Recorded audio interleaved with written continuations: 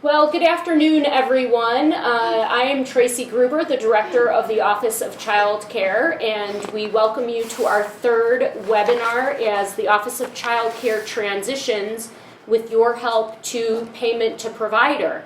As you all know, because you've been listening to the other two webinars, we hope, we are going to start doing direct payment to you, the provider, for your customers that receive child care subsidies from the state of Utah. And we're going to be beginning that process starting in the month of September.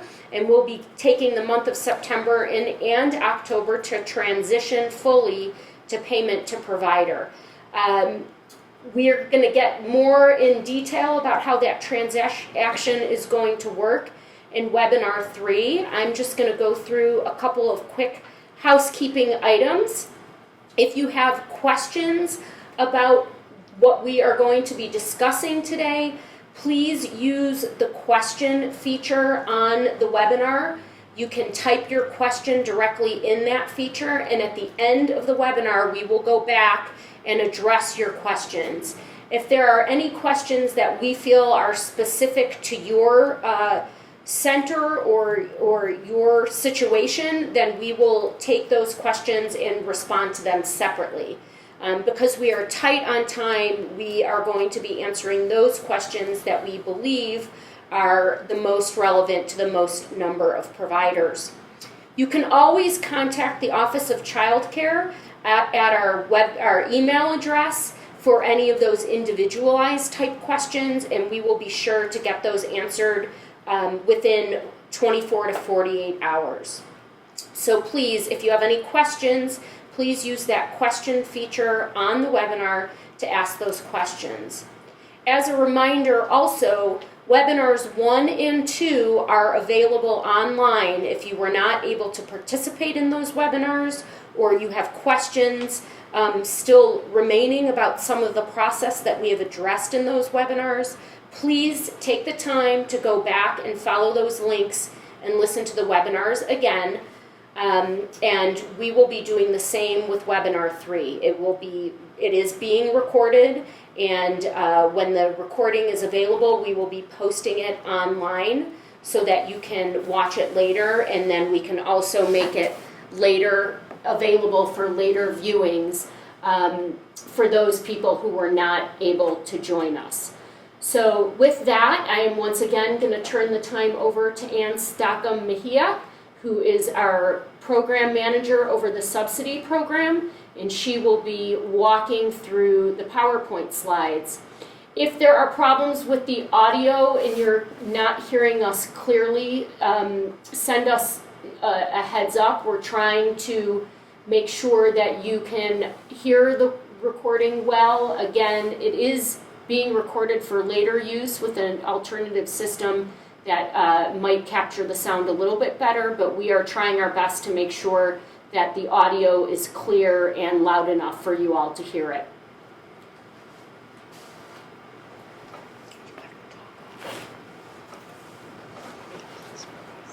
Okay, welcome everyone. So the topics that we will be covering today are reviewing and clarifying the new payment to provider process, reviewing the transaction history report, covering the EBT conversion timeline, and then introducing the child care provider guide. So first, I just want to review the payment to provider changes and clarifications from some things that we were discussing in webinar 2.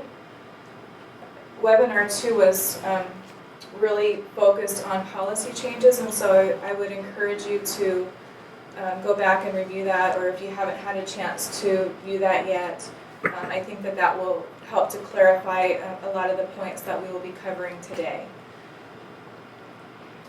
The key points from that webinar were that we defined services provided in a month. We have new reporting requirements for child care providers, and we have an overpayment recoupment process that goes along with our new reporting requirements and changes.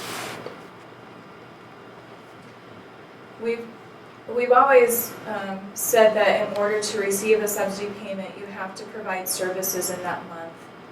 We don't cover 2-week notice or anything like that. And so we've defined find this policy more clearly to state that care has to be provided for at least 8 hours in the first week of the month, or if the child is absent, such as they're sick or they're on vacation or something like that, and they return the following week, that's also acceptable, and the authorized provider may keep the full payment for that month.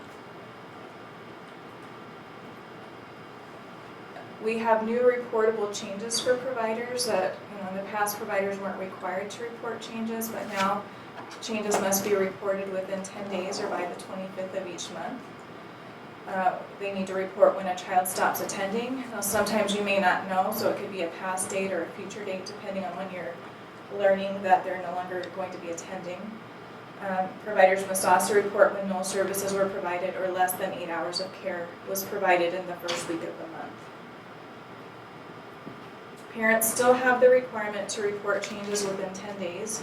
Some of the changes that they are required to report is a change in providers or a new provider, and when care is no longer needed. Because of this requirement that, as long as care has been provided for even 8 hours in the month, then we can't pay another provider when they're switching mid-month. And so for a parent to change providers, we don't make the change effective until the following month when we've already paid the first provider and services were provided.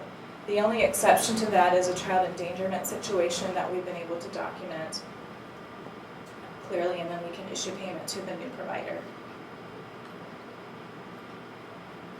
Also, in the last webinar, we reviewed how to report changes. We did a demo of the provider portal and showed you the children in care screen and how to select from the actions the different reporting requirements, a child no longer in care or a child never in care. Always report by the 25th if you know that a child has stopped attending or will not be returning the following month. When you report a change, another question will be asked, and that's to specify whether the change resulted in receiving a payment that should not have been received. This will notify our payment error unit of the overpayment, and then they will contact you for repayment. They should be contacting you within 10 days. We will have instructions in our frequently asked questions on the DWS Provider Portal of where to return that payment to with their address and everything, so you don't have to wait for them to notify you if you want to return it right away. But we do have that process in place where they will notify you of the overpayment. And then you would just follow their instructions or return it to the address that we provide you. So I just wanted to mention some key points on how to prevent an overpayment or avoid an overpayment. It's important that you view the children in care details regularly, at least monthly. Report changes as soon as possible once you learn of them. One thing is that when you report that a child is no longer in care, the case, or that if all the children are no longer in care in that case, the whole case will close. If just that one individual child in the case is no longer attending, then we will stop the benefits for that child and continue to issue benefits for the remaining siblings. You will also need to retain your attendance records for at least 12 months. This will help us in the event that there's any questions or discrepancies in information between what the parent and the provider have reported to us. It will help us to establish an overpayment or to dismiss an overpayment.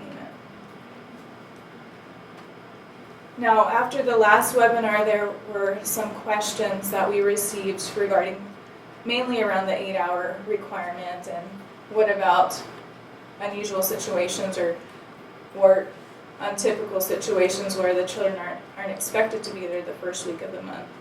The parent has varying work schedules, so maybe she works every other week, or the children are off track and they only need care when they're off track. Really, the concept is, did the children attend when they were expected to be there? As long as they were, then you don't need to report anything. If they're not there, then at the end of the month, then you will need to report. And we also want to declare the 10-day reporting requirement and what that really means. So when we say the first week of the month, we really mean the first 7 days of the month. And so the first 7 calendar days. And so you can count another 10 days from day 7. So that gives you until the 17th of the month to report if a child is not in care. So if you think that the child will be returning in week 2, that gives you time to determine whether they're really coming back or not before you report that to us. And then you always have until the 25th to report when they're not coming back for the following month.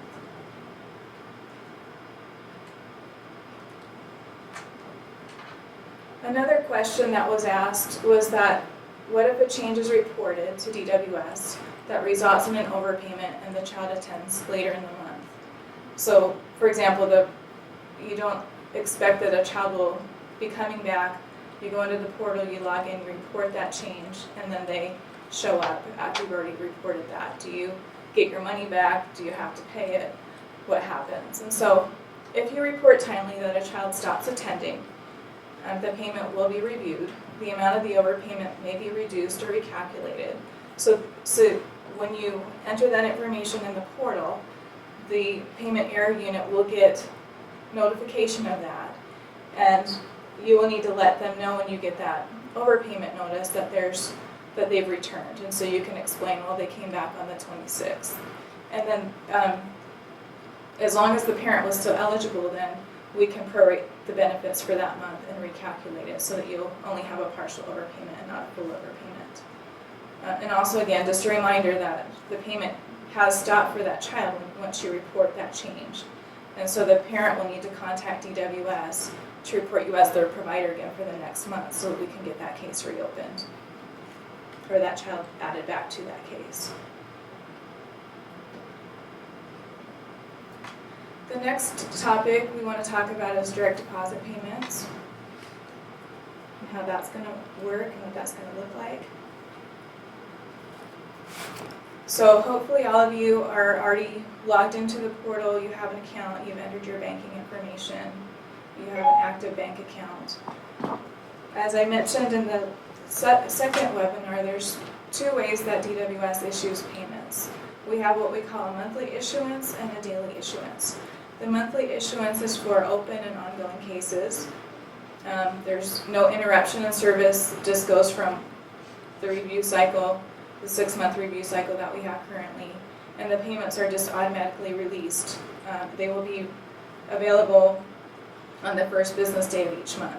Now, depending on your financial institution, there may be a lag time. It just depends on your bank, so you'll want to check with them to find out when the funds will actually be deposited, if there's a delay or not. And then for the daily issuance, that's when we have new applications or late reviews that are being processed in the month where the case is closed.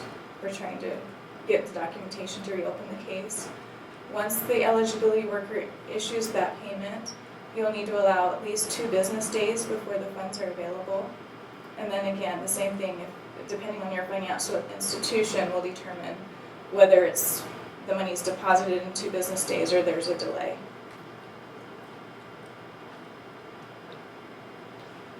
Payments that are issued on the same day, whether it's monthly issuance or daily issuance, will be deposited into a lump sum. Each transaction will have an authorization number, and you will be able to identify the specific cases at the case level. There's a transaction report that's available in the provider portal, so I'm going to give you a demo of that right now and show you what that looks like.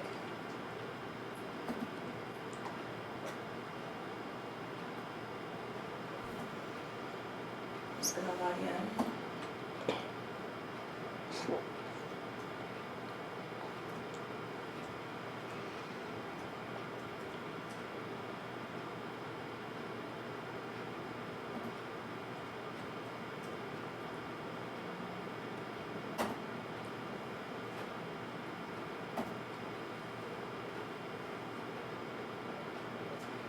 So you will find this report on the My Report on the Reports tab on the right-hand side of the portal.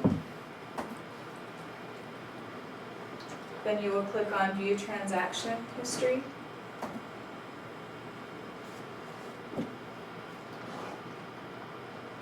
This screen will always default to the current month.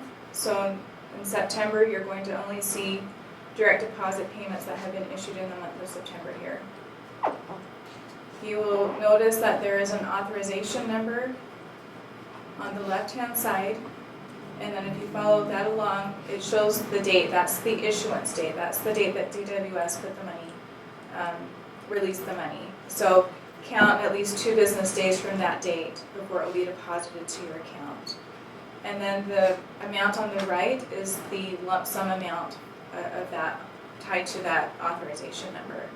All of these cases listed below are associated to that authorization number, so you can see what that amount is for, in which cases. If you notice, I also wanted to point out that all of these dates are different. They're not August 30, even though they're tied to that authorization number. Sometimes when we issue benefits, we're issuing 2 months at a time, or even 3 months at a time. That's not that common, but that does happen if we are issuing benefits for an application or late review. And so you may see different months here. That's just an indication of the benefit month or the payment month that we are issuing that benefit for. And so the person may be listed multiple times in one payment. If you want more detail than this, you can click on that line, the case or customer that you're looking at, and then it will take you right to the case details page, and you'll be able to see the children that are listed that the subsidy has been issued for. The screen also shows the co-payment amount and the subsidy amount, as well as the hours of coverage that we've approved for that month. If you want to search not by authorization number, so that you have their authorization number written down somewhere and you're just trying to do a historical search, when you log in, you can just go directly to the authorization number and type that in, and an authorization number will pop up, and that's all that you'll see. If you want to do other types of searches, you can search by time frames. If you want to look for a certain month or a certain time frame, you can enter a start date and an end date, and that will populate for you. Also, down at the bottom, you can filter by case number or name. So if you don't, you're not really sure, you just want to look for a particular customer who, to see if you receive payment for them, just type in their name, and then their benefits will show up. The same with the case number, it works the same way. You can export this report to Excel, and then you can manage it however best suits your needs. But we know that this was a big concern even with our current system, with getting lump sum payments and moving to payment to provider, and so we hope that this will be able to accommodate providers and be able to be helpful in your accounting and reconciling your bank account statements with this transaction record.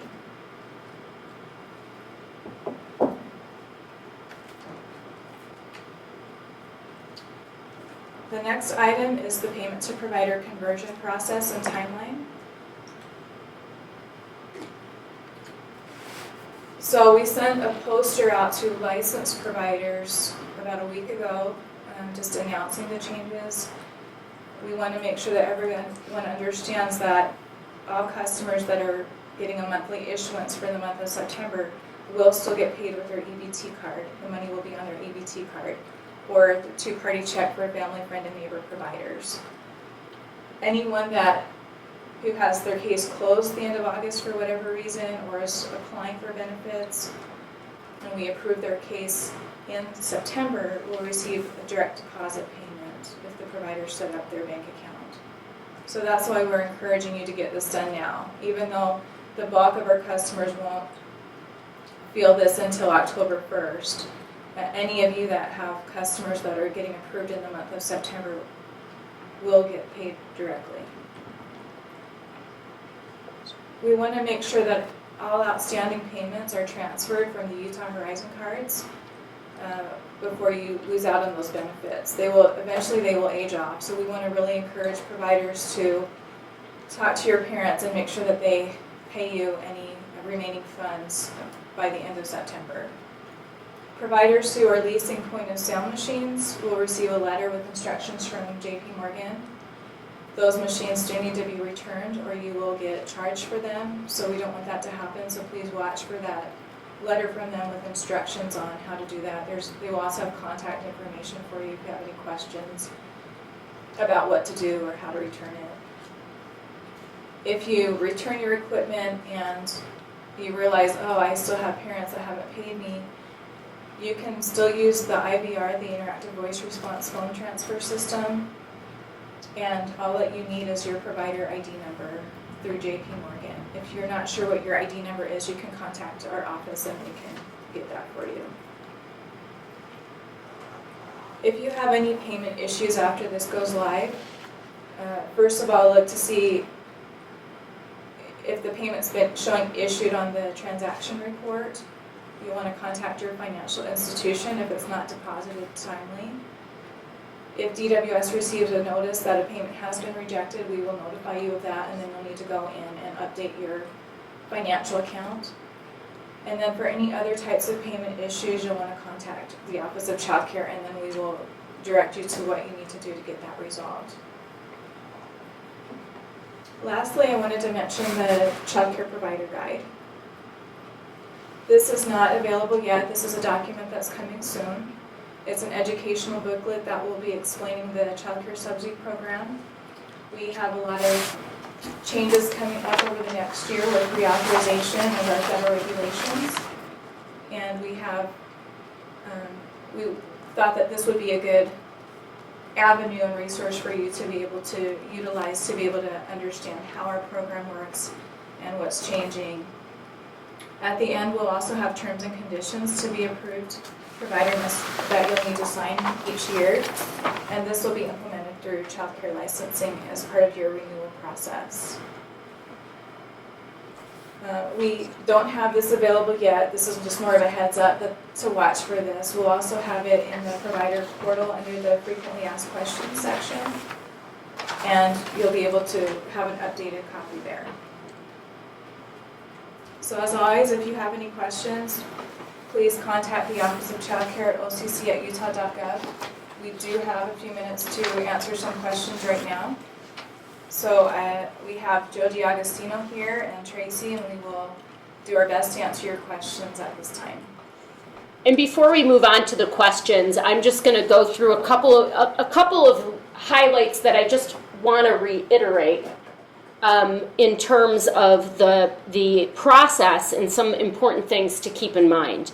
I just want to touch on the 8-hour requirement. As Ann said, a child must be in care for 8 hours within the first week in order to receive the full month's payment.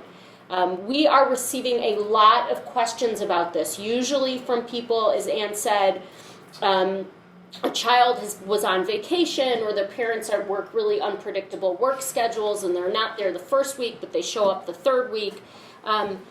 What we're asking of all of you, because you know your parents best, is that when you're trying to determine whether or not you should report a change to us, the standard that you should have in your mind is what were you expecting in terms of the child's participation in your program for that month. If you were expecting a child to show up that month but not show up until the third week, that's the standard. If you were expecting them to show up and they don't show up and you get paid, you need to report that to us, and we'll work through the issue with whether or not that was an overpayment through our units that keep track of our overpayments. If they don't show up or if they do show up and you weren't expecting them to and you reported to us a change, we will work through that with you as well. So every situation is a little bit different. You know your families, and we expect that you will report any changes that you see on the horizon that leads the child to your care or not in your care outside of that first week and that 8-hour requirement. So report to us based on your reasonable expectations, what you were expecting for that month with that family. So I just wanted to reiterate that. Anne also mentioned that we kind of heard your pleas about a lot of provider hopping that's going on. So families are not permitted, well, they can leave your care in the middle of the month, but the Office of Child Care will not pay 2 providers in a month unless that's prearranged with us due to work schedules. So in other words, they come to you during the week, Monday through Friday, but they also need care on Saturday, so they go to a second provider. In that case, we will be paying 2 providers, but we will not pay 2 providers if there is a change in the provider in the middle of the month. Our expectation is that a family will stay with you for the entire month, unless there is an endangerment issue. And if a child is endangering another child, or a family is endangered for some reason within the center, and there is a complaint legitimately filed, then we would find ourselves possibly paying 2 providers. But our expectation is that a family will stay with you for the full month. That's typical business practice. And we will pay for that month, and we will not switch payment mid-month. So I hope that is clear. I also want to just touch about overpayments, because the overpayment process changes a little bit with payment to provider. In the past, we had the ability to correct overpayments through the Horizon card. Now, once payment is issued to you, that makes things a little bit difficult when there's an overpayment. So we would encourage you to keep attendance records. You're required to do so anyway, but please keep careful track of your attendance records.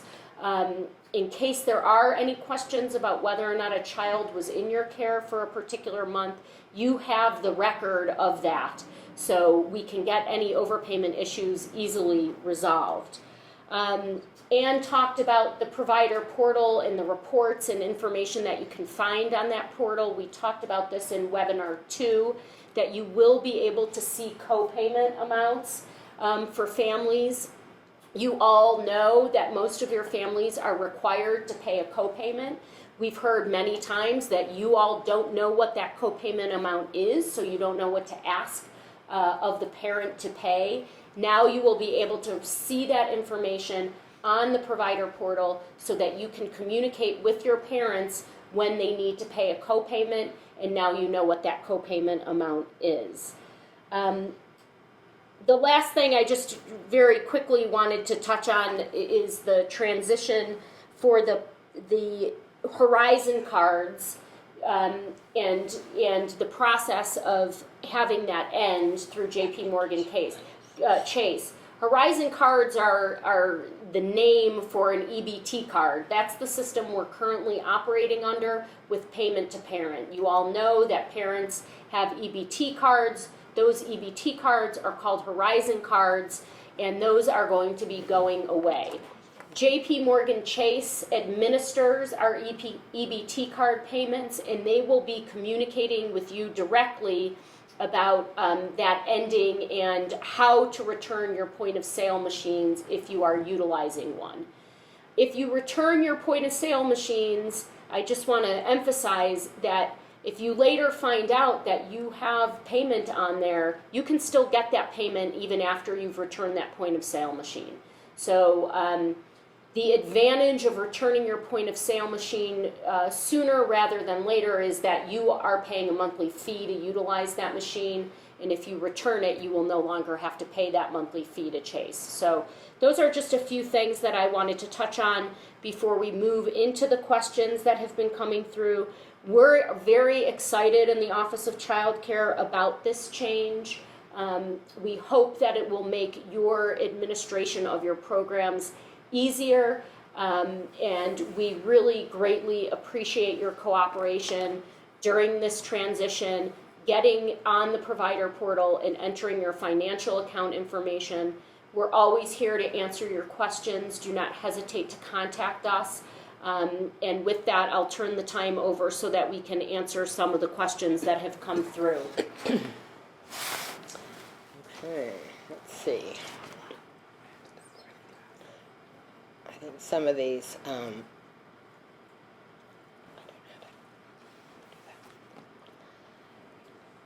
how to do All right, so good afternoon. My name is Joe D'Agostino. I work with ESD on the childcare side. I'm the childcare program specialist.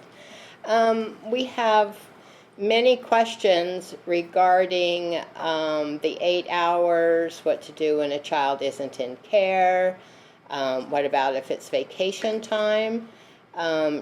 Tracy just went over the general concept behind the 8 hours of care. And again, it's important to remember that, as she said, you know the children in your care, you know their basic schedules, when you expect them to attend and not attend. So we'll just address a few of these questions to make sure you understand the concept behind the 8 hours of care and what your responsibilities are to report when a child isn't attending. We have a question. We have children that will attend only on school vacation days. This may not be each month. How do we deal with that? Essentially, your parent is responsible to report to DWS when that child will not be in care. If the parent reports, which I encourage you to encourage them to let us know, we will not authorize a payment for that child that is not in your care. If a payment is authorized for the child that's in your care, even though you know they're not going to be there, then that's when you have to notify us that you received a payment for that child when you're not caring for them. There's the opposite of that is if the child will attend only on school vacation days, it's the same premise. If the parent says to us that the child will only be in your care for 5, 6, 7, 8, 9 days out of the month, whatever that situation may be, for school vacation days only, because you don't watch the child when they're in school, then the parent just needs to tell us that that child will only be in your care from this date, say the 10th of the month to the 25th of the month, and the benefits for that child can be prorated, and you will not have an overpayment. You won't have to refund anything. So essentially, the bottom line on any of those types of situations is that the more we know, the more the department knows about the children in your care, the more the parent advises us. Like on children going on track. So a child's on track, we're issuing the payment for the child. They're not in your care because they're in school. They're off track for 3 or 4 weeks, whatever the situation may be. If we know that information in advance, the payment will go out to you correctly for the amount of time that the child's in your care. A payment will not go out when you should not have received one. Another question was, is the amount of childcare provider is paid? Let's see, where's the other 8-hour one? What if a family has a school-age child that only attends for winter break or summer? Again, I hope, but the rest of the children attend the full month. The system that we have is designed to pay for the full month based on the parent's participation for that month, for the child. So if you have a child that isn't attending for each of those days as the rest of the children, we can adjust that payment for that one child. So, So this is Tracy again. I feel like the confusion around the 8-hour policy, just to clarify, this really isn't a change from what we've already been doing. You've always known that if a child is in care for a day, you're going to get paid for the whole month. All we did was define what a day means, and a day now means 8 hours in care. So whatever you were doing before in terms of reporting to us that a child was in care in order for you to receive payment, that has not changed. All we have done is to say, in order for you to get full payment, we are now defining 1 day in care is 8 hours. So I'm hoping that by providing you with that information, some of these scenarios that are coming up in the questions, we can put your mind at ease that we're really not changing anything. We just have better defined what our policy is. So if you had these issues previously and you called us for assistance to kind of work through them, that's the same. If you had children in your care that only came in vacation and the situation is going to be the same going forward, really nothing is going to change for you. So I think it's really important for everyone to know that even though we're talking about the 8-hour rule now, it's kind of no different of a practice than what we were engaged in before. A couple of other, I hope that answers most of your 8-hour questions and how to report. We had a few other questions regarding the overpayment process. The difference between how we did it before and how we're doing it now is that you are now reporting, you're required to report through the portal when a child isn't in your care or a child has stopped or you received a payment you shouldn't have received. If you received a payment that you should not have received, that report through the portal will go directly to our overpayment unit. So some of your questions are, what happens if the child then comes back into my care? How will I know how much I'm supposed to repay? Essentially, the overpayment unit, as soon as they receive your report, will prepare a calculation of how much you would owe back. And essentially, if the child never attended, you would owe whatever we paid you for that month. If, when they send out a letter to you, and that letter will go out within 30 days, 10 days, the letter will go out to you within 10 days. When you receive that letter, if the child attended your center, example, you reported on the 25th that the child was not going to be in your care, and you received the full payment for that child. You report it, it goes to the PEP unit. Within 10 days, you'll receive a letter saying you owe us back, say, $500 for that child. When you receive that letter, if the child came back on the 26th of the month and they stayed there until the 30th of the month, then you'll let the PEP unit know. There'll be a phone number and somebody to contact on that letter. They will then calculate your payment. So instead of owing $500, they will calculate how much you should have been paid from the 26th to the 30th of the month and subtract that from the overpayment. So there was a question in here about a refund. You won't actually be sending back a refund until you receive a notice from the overpayment unit. I hope that's a little bit clearer, more clear.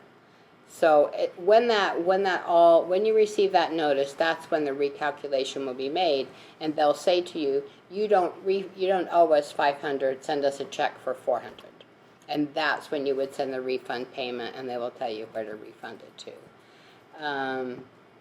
There were a couple other questions about, is the amount to childcare provider is paid for a child set by the state? Yeah, the amount of money that providers receive, what is considered the subsidy amount, the reimbursement amount, is set by the state. The rates are set by utilizing a local market rate survey that we do every 3 years. And we did a new one in May to reestablish the rates for the upcoming period.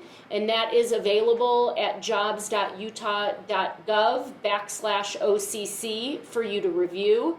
And when there are changes to subsidy amounts, you will be notified of that. But yes, it is set by the state. I don't know if Ann wants to add anything to that. Just that you can charge what you want, and the parent's responsible to pay the difference between our subsidy rate and what you charge them. There's a question about what happens when your copayment does not match the copayment we charge with our tuition rates. What happens when your copayment does not match the copayment we charge?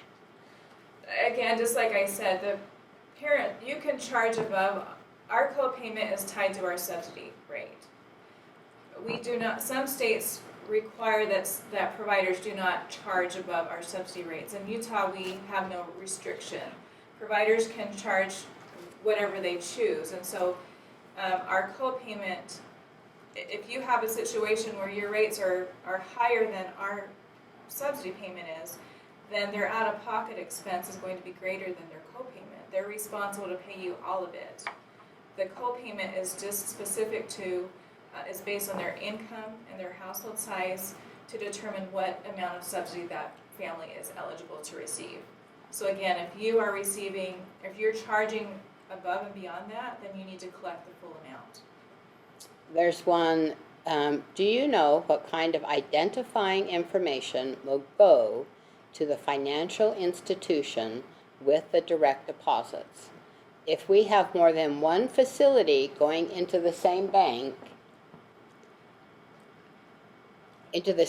account, how will we identify which center each payment is for?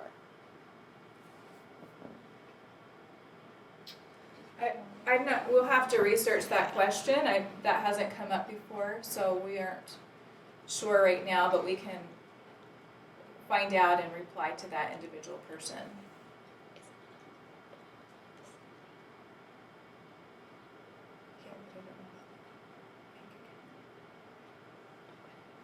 We'll look into that. I mean, the provider portal will show you by facility what amount of money was deposited for each facility and for which children the amount of the deposit was. So you can see on the portal the amount that was attributed to each one of your centers. If you have set up the provider portal for each of your centers individually. But in terms of what the bank will show you, that's what we need to figure out.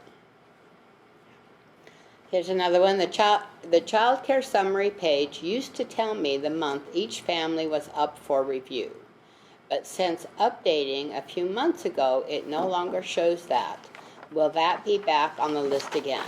I can find it if I individually click on a family, but we have about 40 on our list, so it's kind of a pain. We will look into that as well and see if we can move that back up again with our programmers.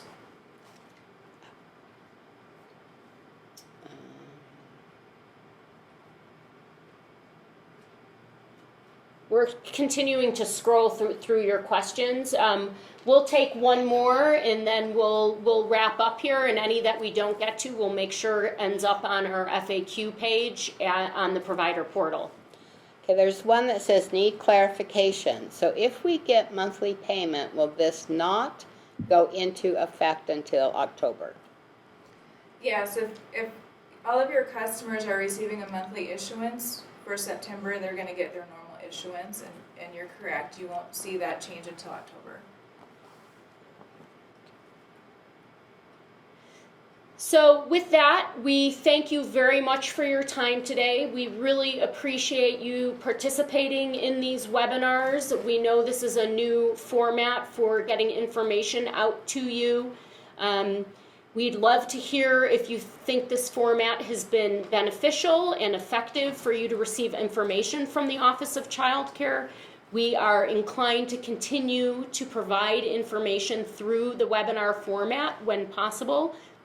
So we'd love to hear from you to get some feedback as to whether or not you think this approach has been effective. As we roll this all out within the next several weeks, please stay in touch with our office. And thank you very much for cooperating during this transition. Have a great day.